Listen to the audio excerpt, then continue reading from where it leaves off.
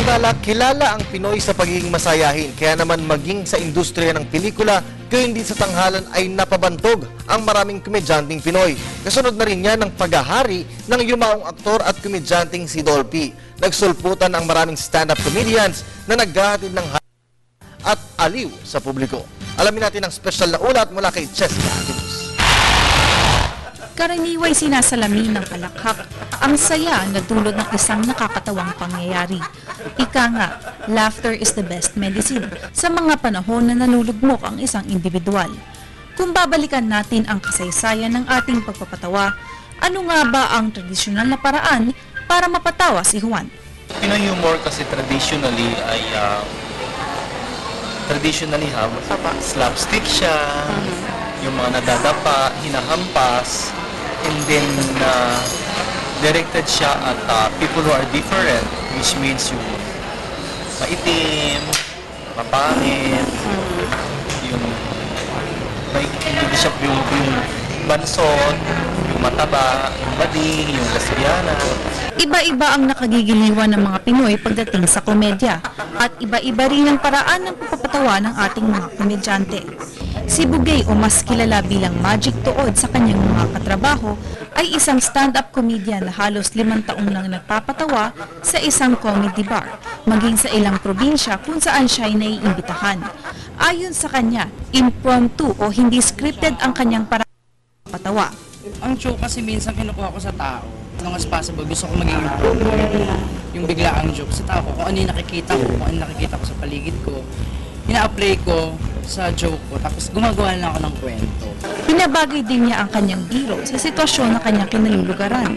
Siya'y lumilikha ng mga nakakatawang kataga base sa kung ano ang nakikita niya sa kanyang audience. Taliwas naman sa pag-i-impromptu jokes ni Bugay ay ang scripted jokes ni GB Labrador. Para kay GB, sinusulat niya ng maayos ang kanyang mga jokes bago niya ito i-deliver sa loob ng 15 minuto. Kung pinupulot ni Magic Tuod ang kanyang joke sa kanyang audience, kinukuha naman ni GB ang kanyang mga pag-uusapan sa kanyang sarili. Jokes ko is about personal experiences, family, life as a Filipino. Subalit, kailan nga ba nagiging biro ang biro at kailan ito nagiging offensive? Yung politically correct humor naman means hindi mo pinagtatawanan yung iba sa'yo. Dagdag pa ni Mr. Danton Remoto, chairman ng Anong Ladlad, ang komedya ay isang sining, isang art form na kailangang pag-isipan at hindi basta-basta ginagawa. Scripted man o hindi ang mga biro na binibitiwan ng mga nais magpatawa, mabigat ang kanilang responsibilidad sa oras na magsimula na silang magbiro dahil maaaring makasakit sila ng tao, lalo na kung sensitibo ang pinag-uusapan. Paliwanag niya, mababa pa ang kamalayan ng tao pagdating sa mga gantong bagay. Kung kaya't responsibilidad ng mga komedyante na itaas ang kultura ng kanilang sining.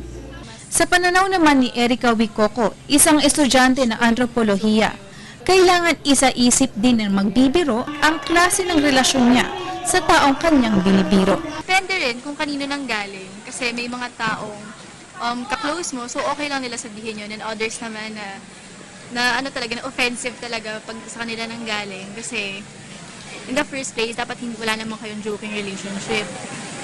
Para naman kay Edge Rosario, kadalas ay hindi namimili ang tao pagdating sa pagpapatawa. Binigay niyang halimbawa ang mga internet memes ng mga politiko na hinahaluan ng mga katagang magdudulot ng katatawanan.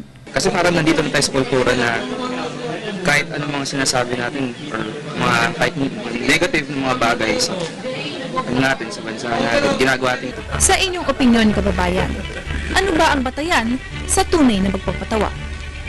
Nag-uulat para sa Telebisyon ng Bayan, Cheska Aguilos.